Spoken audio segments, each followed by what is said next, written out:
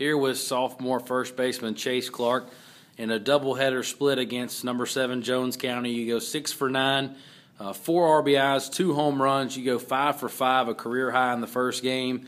You know, what was it in game number 1 where you just kind of you were doing anything you wanted out there? I mean, I was seeing the ball pretty well, I guess. I mean, they were a good team. I mean, they were 14-0 coming in the day, and I mean, it was a fun game to be able to go out there and play against a really good team. And I was really glad that it was their first loss of the season because I don't think they were too happy about it. Coming into the year, or coming into the doubleheader rather, we knew they were number 7 in the country. We actually ended their season last year right here in Senatobia, so they had some little added motivation. We had won 4 in a row up until the game 2 loss. So, you know, to be able to deliver them their first loss of the season obviously is pretty exciting. But I mean, we brought it the first game. You know, 14 hits. There were most of their guys either first pitch fastball or first pitch curveball. So I mean, if you sat either one of the two, odds are you're going to get it. So.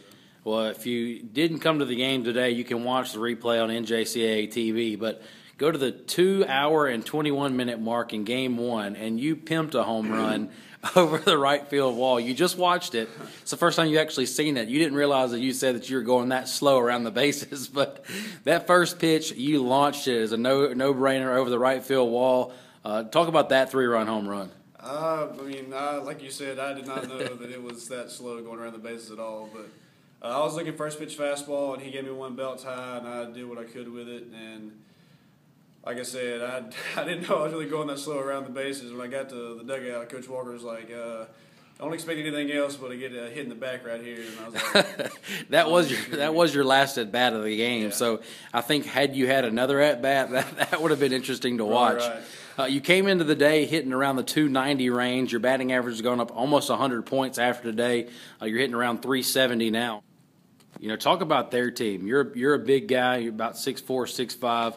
But they had a big and an athletic-looking baseball team. How do you compare maybe us to them? We won't see them again in the regular season, but you know, coming in, did y'all realize that they're going to be a team to beat this year in the South? I mean, we played them last year, and they had some pretty big guys in. But this year, I mean, they're like some freaking bodybuilders going up there. Those guys were huge, especially their 3, 4, 5 guys. They were ridiculous. But I think, I mean, them being big, most of them, for the most part, couldn't hit off speed very well. So I think their size really wasn't a factor, but they're definitely intimidating when they come on the field. Well, their arm in game 2, Ratliff, is one of those highly touted left-handers that, and they kind of compare him a lot to Cody Reed from last year. So it'd be interesting to see him go throughout the season. But we improved to 7-3 at home now this year. How much do you guys, you know, talk about protecting the home field? I mean, it's always important to protect your home field. I mean, it's never fun going out there and losing, even if you are away, but especially when you're at home. We practice out there all the time. I mean, you don't want to go out there and put all your hard work in on that field, and then comes game time, you go out there and lose. So, I mean, it's always fun to get a win on the home field. Well, your fellow high school teammate, Jay King, was named the Player of the Week this past week, also got the National Player of the Week, came out today. You know, how much do you enjoy playing with him? You know, it's good to see you two guys that are so involved in our offense and defense. But, you know, how is it playing with a guy in high school? And then, you know, you guys were state champions at Bruce. So what's it like, you know, playing together with him? I mean, we've been buds all throughout our lives. I mean, we played travel ball, Little League together, and especially throughout high school, all the memories we had there. So, I mean, it's really fun now to be able to share it again, the next level, and be able to go out there and play on the same field, on the same team, and have the same goals every game. I mean, it's really fun to be able to go out there with one of your good friends to have a chance to win. Well, we're scheduled to play Arkansas Baptist tomorrow. Don't think that's going to happen. We'll probably pick up a different team.